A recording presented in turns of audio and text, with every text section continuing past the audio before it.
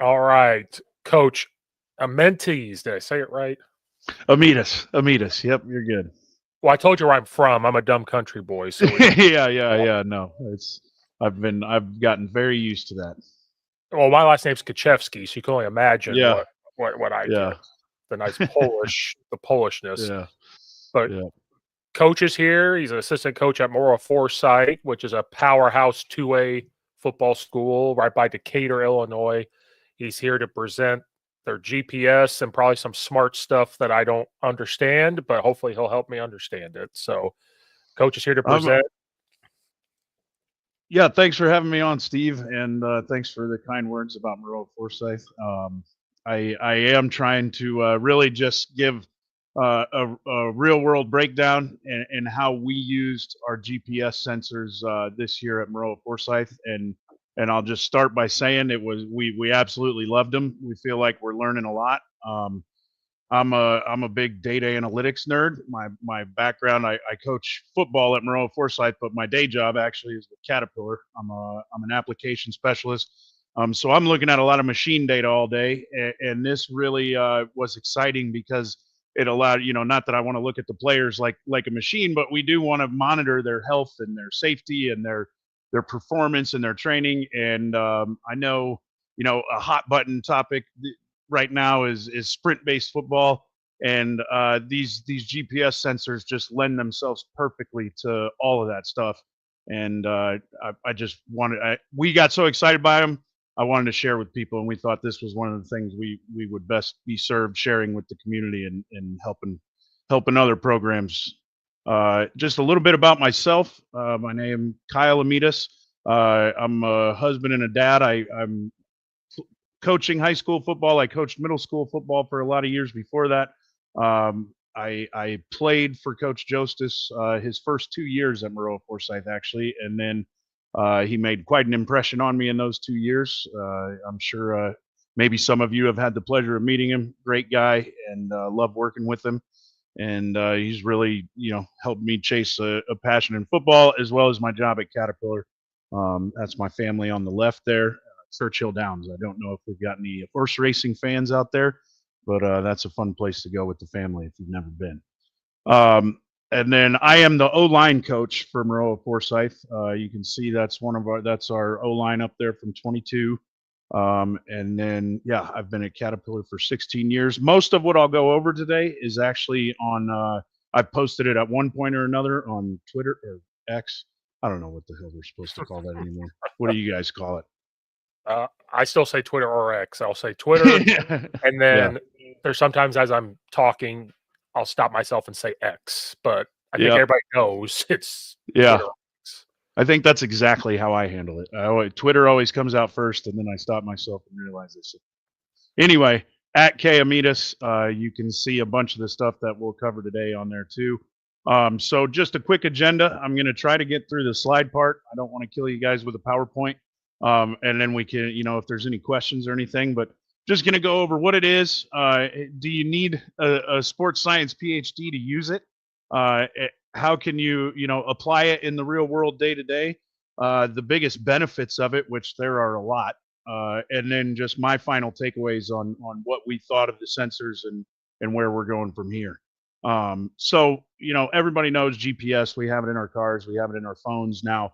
It's the same thing. It's literally just a little unit. Looks a lot like an electric hand warmer or something. If you've had those, I wish I've got one around here. I should have just held it up.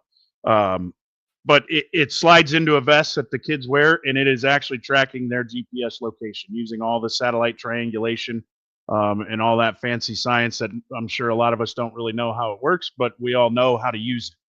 So this really isn't any different. These are, if you can use a smartphone, you can use a lot of the stuff that is involved with these sensors. So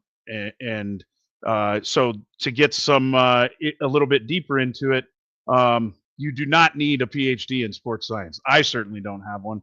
I would routinely describe myself as a big dumb football coach. I'm the O-line coach. So It's kind of goes hand in hand. And but I can use this stuff. I can apply these, and it really. And I know there's several of them out there. We use Titan, and a lot of the tools that they give you with it made it so easy to use. And you can get real answers to these questions that we really haven't had before, unless you had somebody watching a kid like a hawk, like in tracking every sprint they had or anything. There's no way you can get the amount of data that you get with these sensors to see how far did a kid run in a game. Did he run 2 miles, 5 miles? How much workload are we really putting on him? Does he practice like his game speed? We wear the sensors during practice, and it's easy to know. It got real easy this year to figure out if a kid was loafing, if he was really giving it, or if something was wrong and he's not telling us. It gave that ability. Are we getting slower at the end of the game? How much slower? You're naturally going to get slower, but how much is it really having an impact? Are we pushing kids too hard and need to dial it back because we're dying in the fourth quarter? Things like that. And then a big one on the season. That's where it gave you that data look. We're all just trying to swag that most of the time through a season. How's this kid feeling? How we can try all we want, but this puts some science behind it that makes it real black and white. So another analogy I like to use is the weight room. If you can use, if you guys have a weight program going that's any kind of advanced level where you're maxing on a certain routine and they're doing 70, 80, 90% lifts, like if you can do all that math and you can do all those Excel spreadsheets, you can use a GPS sensor. There's no doubt about it. And it in so many ways, it's just like the weight room. You're looking at, you've got a 1 rep max or a top speed. You've got, how many said they did 30 bench presses in that set. They did 10 full sprints in our practice today. You count their top speed. You can set. We didn't do any type of like goals in that for the kids themselves, but we knew what kids as we were dialing it in throughout the season, we figured out what kids we wanted to get. He needs 8 good sprints through the week, Tuesday, Wednesday, and Thursday, because that's about the number he gets on a Friday night is 8 sprints. That are absolute full speed, 10, 20 plus yards or something like that. And then, it is just like the weight room. And where you start to be able to apply it and where the benefits really come in is first and foremost, I start with the player safety, right? Because that's one of our big things. We got to keep making football safer to keep people involved. And this is another way to put science behind keeping your kids safe. You've got what we used, and this is not anything we created. This is out there everywhere. I'm sure a lot of you know the acute chronic workload ratio. If not, you can go Google it and you'll have 100 things all about it. But using that, it kind of allowed us, and again, I didn't go out and create this spreadsheet. I took a snapshot here, and there's worksheets available thanks to Titan and all that. So it was easy to grab a worksheet and just start plugging our kids' numbers in. And we don't even have to manually plug it in. It was plug their sensor in and then sync it to this sheet, and it was boom. And we were looking at, okay, his acute chronic workload for the last, so far this season, he's sitting at 1.05. And if you look at the science of the acute chronic workload, it's you got to keep them under a 1.5. It's not exactly injury prevention, but just the sheer amount of data that's been collected on it this far, and it's been around for a while, says that if you're pushing an athlete in their acute chronic workload ratio is 1.5 or higher, they are definitely running a higher risk of injury. And then it also helps you with, there's the flip side of that. If they're at 0.8 or lower, they're not going hard enough. They need to push themselves more. You need to get them more during the week, dial it up, because they're not performing at their peak ability. And it really just makes it easy to see that. You can track it daily and weekly. For me, this worksheet made it great because it's like a red light, green light. I've got a pressure gauge, like a go, no go gauge on each athlete. And then you can manage their load just like you would a pitch count for a pitcher. It's easy in baseball because you can just count the number of pitches they've thrown, but it's not so easy in football until you put a GPS sensor on a kid. Then it's that easy. So just a little bit more about the acute chronic workload. It's comparing your last 7 days acute to your last month chronic. It's just, I don't know the math, couldn't tell you. I had no interest in it, like the formula in the background. But when it spits it out, I know that if they're somewhere between 0.9 and 1.4, we're good. And there's only been one athlete that I know of in the history of sports that the harder you pushed them and the more you trained them, the better they got, and that was Secretariat. That was a horse, So I don't think it applies for most of the rest of us. But then here is this is actually just a couple snapshots of the dashboard that we got with Titan sensors. Another one of the great tools, and you can customize it endlessly.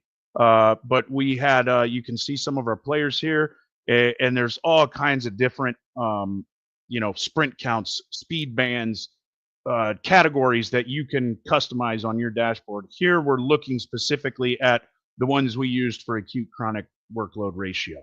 So you can see at this point in the season, I think I grabbed this snapshot, we were right in the middle of the season. So we had a lot of guys in the green zone. We were pushing Grant Smith a little too hard. And then you see this one's just kind of a flyer. That's Declan Shannon. He was injured at the time. So he really didn't have any data to report. But you can see we had a couple kids that were maybe under a little bit. 1.0 is what we would consider perfect. But that's we're all learning as we go too. We might find out that it's a little bit higher, but the data that exists now says your acute chronic workload should be between 0.9 and 1.4. And I don't know if you guys, Grant Smith was that's our Division I tight end that's going to Illinois. And so obviously you can imagine with the skill level he had, we asked a lot of him. But this allowed us to monitor it and go, okay, we're going a little too hard on him right now. We need to get him out of, so maybe he doesn't need as many reps on the kickoff return team, or he doesn't need as many reps with the ones this week because he's going really hard. And it takes that guesswork out of it for you, and it also takes any excuses out of it for the other kids. You can show this to a kid and go, yeah, there's no arguing with us that Grant needs to have a break. We're asking him to do a lot. So if you think it's just because he's the the top guy, our best player, it's not playing favorites like that. He's clearly putting in more work than everybody else on the team. So we need to give him a break. And then what was probably my favorite or the most fun benefit in fun part about the GPS sensors was it's out of the box social media content. It is motivate the players intrinsically. They see this stuff and they want to hit this. And these are the things we put on X, we put on Facebook, we announce, send it out with our team email and stuff like this. And these graphics are super easy. I didn't create these graphics. These are it just pops them in there. They're ready to go. It's literally you have to plug the kid's sensor in and let it download the data and customize your dashboard one time, and it'll be ready to go every time. And you can go look at, okay, what did we do on Friday night? Our fastest kid was D'Lo Owen. He hit 18.7 miles per hour. And then they created this truck stick metric to try to give the big guys a little love, the linemen, which I'm all for. So it's taken a calculation of their speed and their weight to come up with the truck stick number. And you can see we had, Grant Smith was number one, Cooper Mann, one of our linemen, was number two with the truck stick number. So we post this stuff on all the social media, and the kids just eat it up, and it drives them to work on it themselves. You don't have to get on them as much anymore. They're motivated themselves. That's just a little bit about the truck stick, in case you're wondering. That chart's out there everywhere, but it does it puts quite a bit of value on the weight, the measure of mass in motion. So which is a little bit, I think a good thing, or on purpose, because it's hard to find a lot of places to give linemen some love, and that's definitely one of them. So if the problem is sometimes the lineman could still be really, really slow, and if he weighs enough, he's still going to have an astronomical truck stick number. But maybe that kid needs that kind of motivation. this was even more of it. So it goes beyond just ours. There's regional social media stuff out there. We were able to easily create graphics like this that you see on the left to highlight like a certain play that a kid made. And that, it would blow your mind how easy that is to do. And then you've got the, like these regional and national boards over here. So this was one at some midpoint in the season where we had made the, 3 of our kids were in the top 5 for top speed that week in the, I think it was Midwest or something like that. Here is just a short video. Now I'm not a professional video editor, so I hope the sound comes on right and everything, but it's a couple minutes, and this is some of our players. And then Josh Jostis, our head coach, talking about the sensors and using the GPS sensors this year.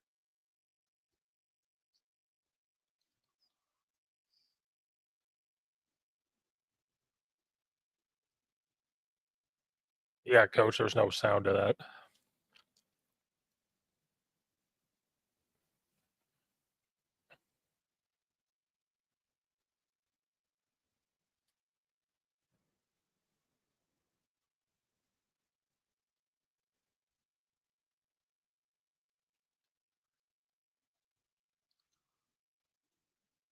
Coach, I don't think we can hear the video.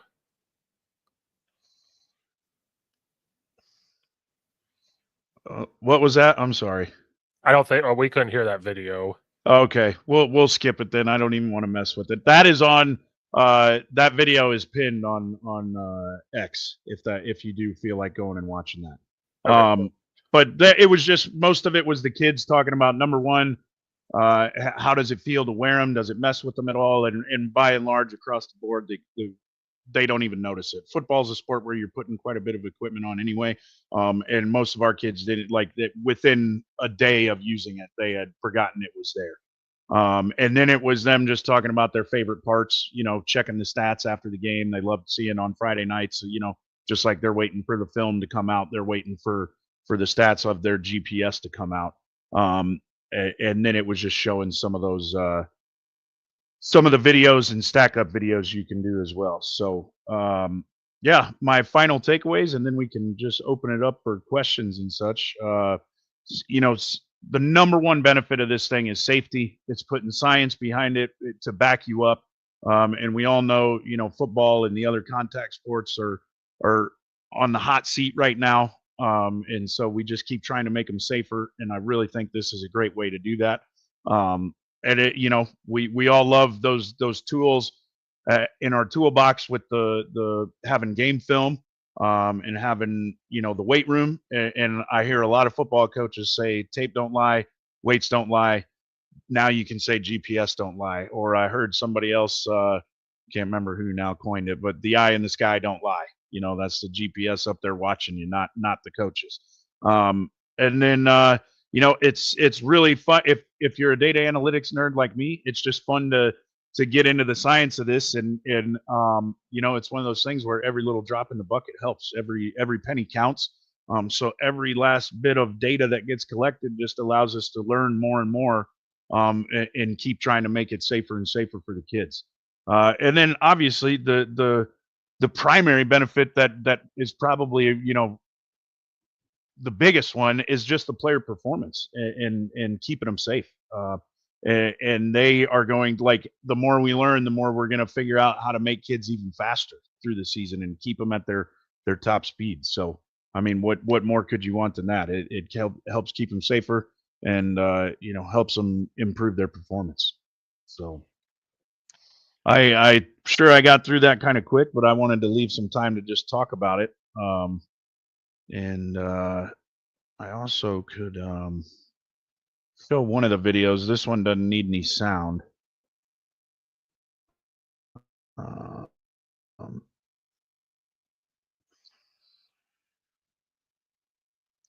But one of the only one I didn't include in there was the stack up videos that they make it real easy to do.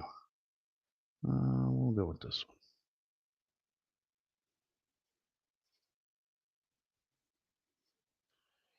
So these are just one of the other videos we used on social media, and I created these videos, but I'm telling you, it's not complicated. The dashboard and all the worksheets and things that you get um, with these sensors made it so easy to create these, and the kids love this. So you can see on that particular play, one of our cornerbacks made an interception, um, and his top speed he hit during this play was 17.74, and his truck stick number would have been 507. But just cool to see him in motion at what point he's hitting his speeds, and then he makes a one-handed interception, and now he's trying to get off to the races. So just another fun way to try to celebrate the kids in the good plays that they do. So, all right, I can let's see, stop screen. All right. Anybody got any questions, or what did you think about it, Steve? No, that stuff's awesome because I know you. I think it's evolving from the feed the cat sprint based football of Yeah.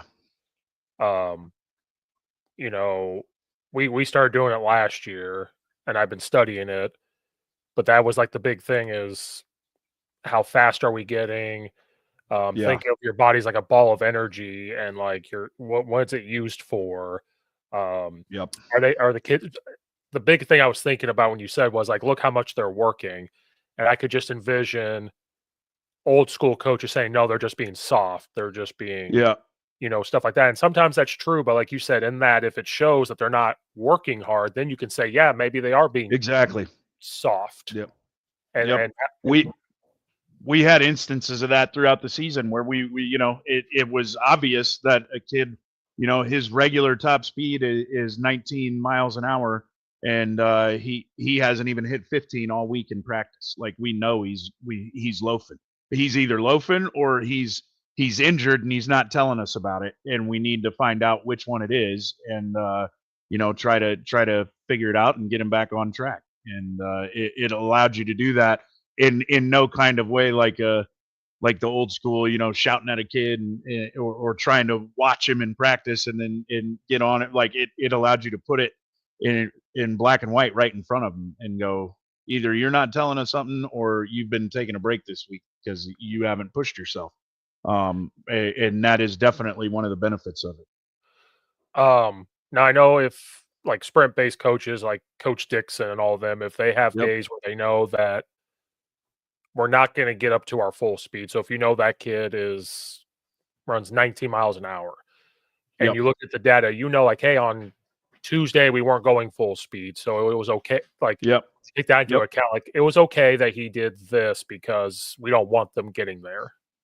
Yeah. Yeah. Thursday is like our walkthrough day. So we know we're not pushing them hard, but there's still some kids. We do a 2-minute drill, like full live, not hitting, but like a 7-on-7 2-minute drill. And so you're getting at least a handful of them that are full sprinting at that point or awfully close to it. And so even on those days, and that's the other beautiful part about it, it's not just their top speed. Like, you can customize it to give you like speed bands. So, okay, they were almost at full speed here. Well, I think we used like, 16 to 19 miles an hour was a band, and then 12 to 16 miles an hour is a band, knowing that that's the different ones. At medium speed, they had this many, 10 sprints.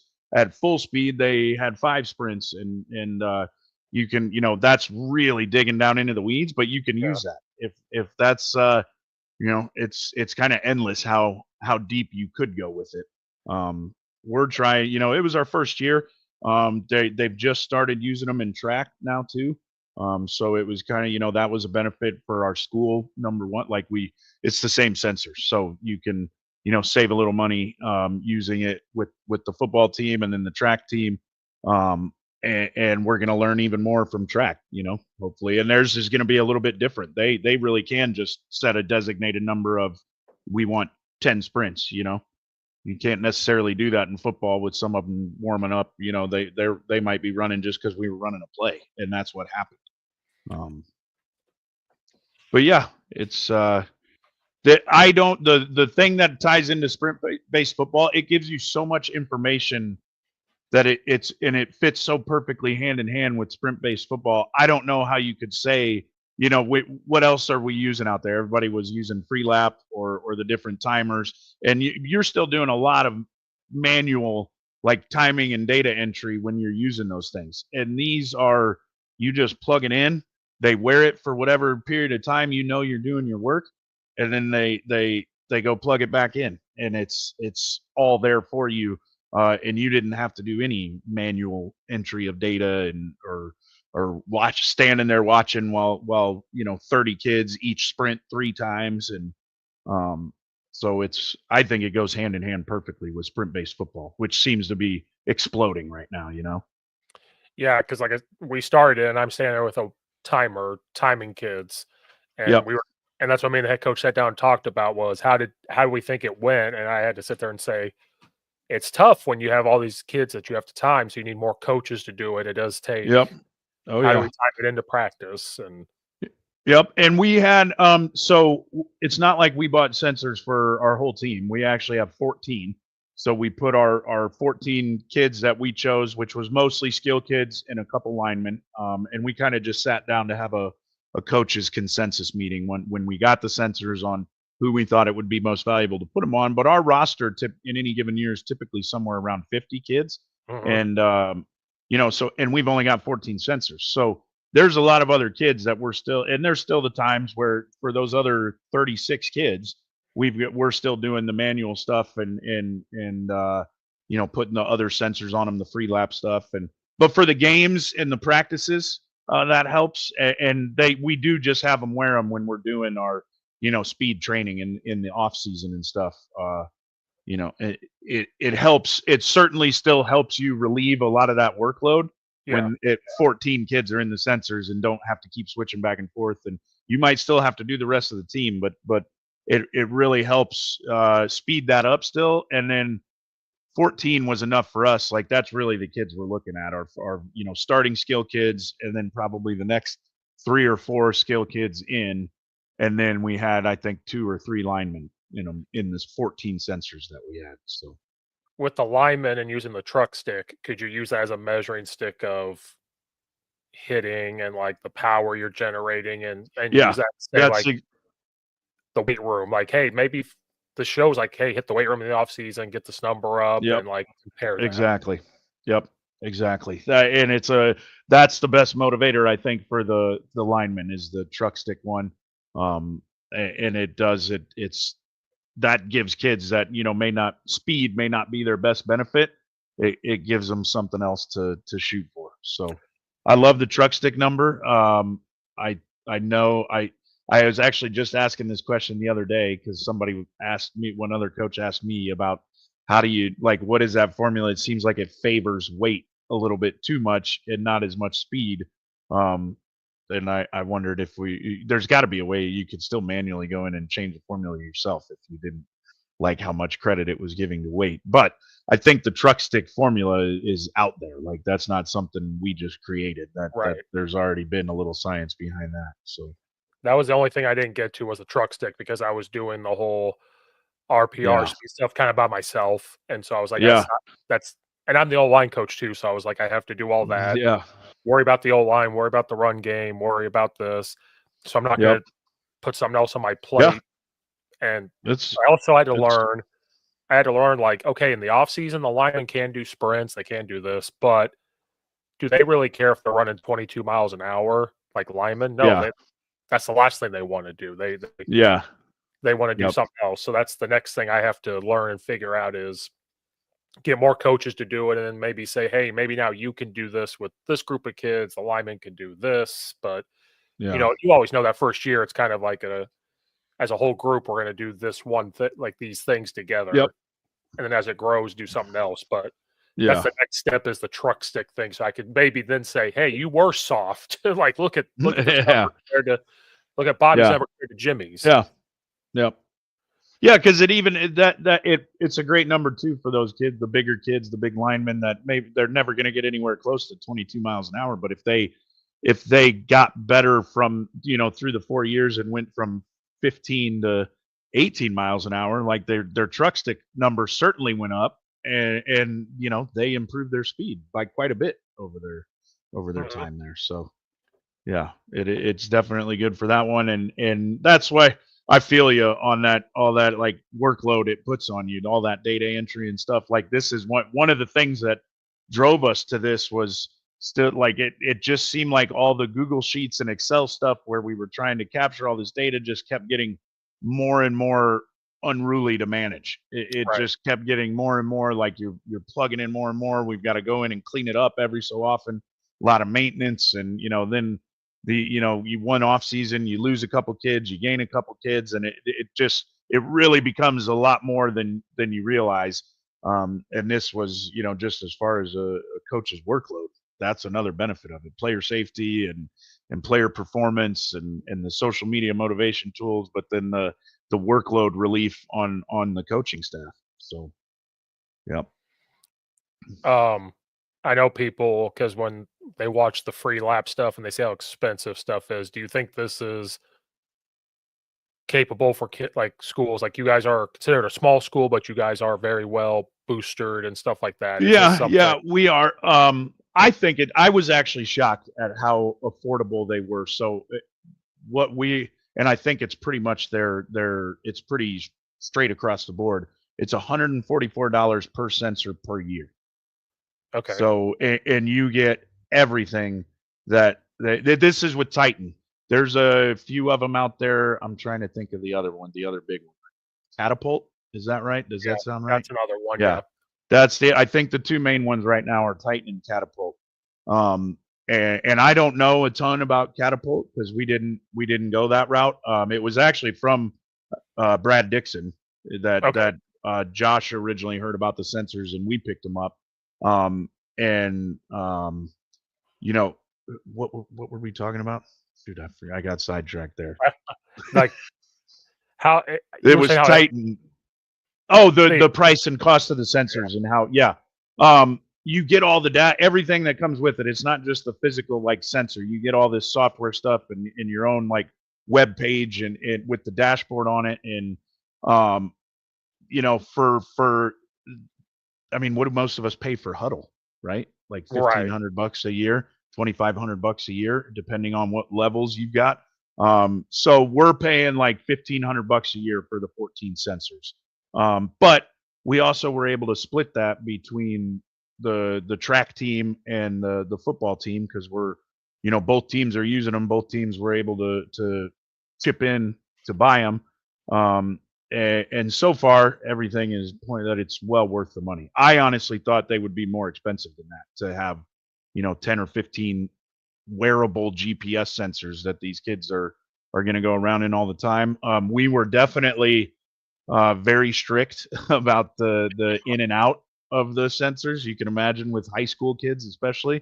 They had to physically Yep. take it from one of the coaches right before practice and physically hand it back to us in the coach's office one at a time, like each player responsible for bringing his own sensor back. And we only lost one throughout the season. We lost one, and Titan was great about replacing it. I think that's kind of built in there that, as long as you're not abusing it, they just shipped us another one. So Yeah. it Don't worry, because when we got to watch Northwestern practice a couple years ago, and they had some sensor things, yeah. and when the practice was over, the coaches were standing there. They had to watch them take the Yeah, thing off and exactly. give it back to the trainers. So even at Yep. college, they had to Yeah. put them back. Yep. But college, they have it going live. They had computers there live, so they could Yeah. Oh see. yeah. Yeah.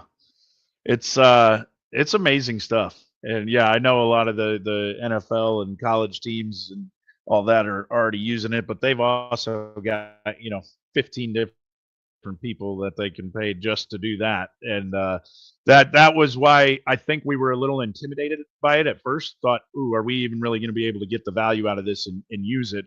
Or is it going to be too much and too complicated for us? And that's kind of why what the genesis of my presentation was, my PowerPoint that I ended up creating, because I was the data analytics nerd. My job at Caterpillar, like being, it really had nothing to do with being an O-line coach. But because of that type of background I had, it was, why don't you take the lead on this? And how we all get voluntold for stuff.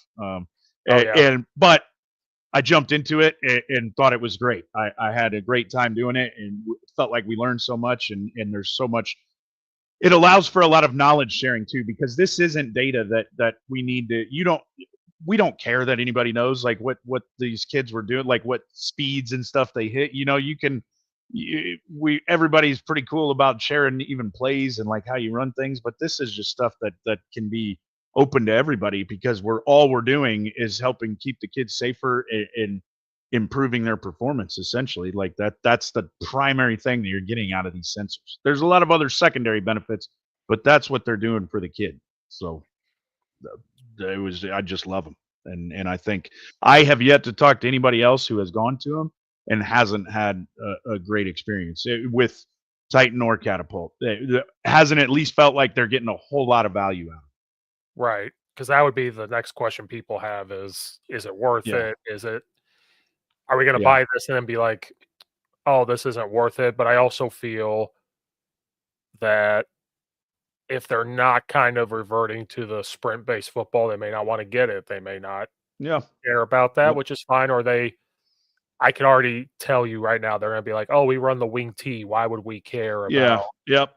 this? But like you You're said, still putting a heck of a workload on kids in the wing team, man. You got a couple of wing backs and a fullback there, and those guys are. I guarantee you, if you even in a wing tee, if you put a sensor on some of those kids, they've got a high workload. I could almost guarantee it. well, that would be the next thing I could see is, Yeah. oh, spread teams use this, or Yeah. I guess spread, whatever you want to call what Yeah. people are, but For sure.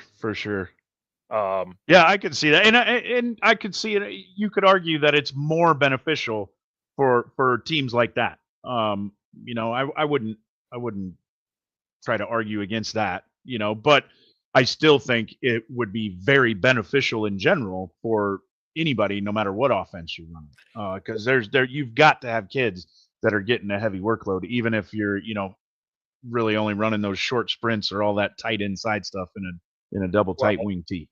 Like you said, it's not just it's cool to see how fast they get. It's cool to see I love the video of like how they run. So you use that as a coaching point. Like you got tackled here. Look, like the film has it, your speed has it. But it's also, you said the other benefit is their body getting worn down, is the truck stick. So if you're a wing T and all you do is block, you could show that to them. Like if they don't want to use it for the speed part, they could use it for that. So they don't need to buy 14 of them. They could buy 6 to 8 of them. Here's the linemen, the tight ends. Put them on their linemen. Yeah, absolutely. Right. So like you said, it's not just, oh, this isn't just track. Because when people see that, they probably think it's just track, which again, it's cool to have for track. I'm going to go to our head coach and bring this up to him, saying, "What if we and the track coach pitch in on this? Let's see." Yeah, and that's the other part. And if you got 5 or 10 sensors, like you share, you're in different seasons, so all you got to do is reassign the sensor from one kid to another kid, and that's a 10-second thing in your little dashboard that you get with the sensors online. You just go in and change the name, and it's a new kid and new numbers. So yeah, they have just started using them in track.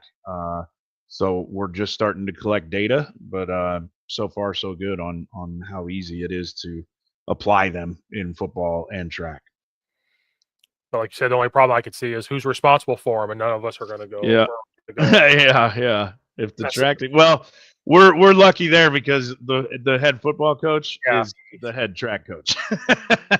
That's Josh. So he's running both of them. But I know like Clinton has different coaches for football and track, and they're using them for both, and but I'm sure they're probably coming up with their own system on how to make sure they keep track of them all.